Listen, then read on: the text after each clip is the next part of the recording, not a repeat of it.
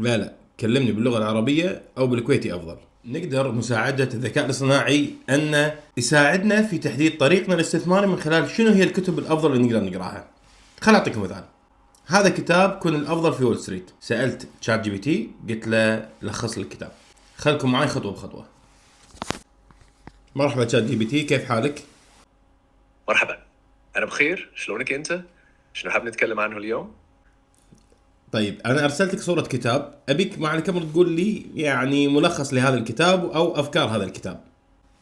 بالطبع إذا أرسلت لي صور الصفحات من الكتاب أقدر أقرأ المحتوى وأعطيك ملخص عن الأفكار الرئيسية أو المواضيع اللي يغطيها، بس تفضل أرسل الصور اللي تبي تلخصها وأنا حاضر.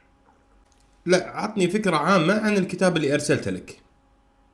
الكتاب الذي أرسلت صورته بعنوان كنا الأفضل في وول ستريت، وهو من تأليف بيتر لينش، أحد أبرز المستثمرين في العالم ومدير صندوق الاستثمار المشهور ماجلان في فيديليتي.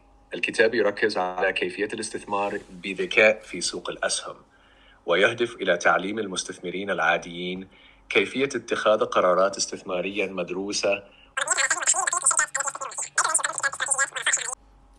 كم تقدر ثروة بيتر لينش؟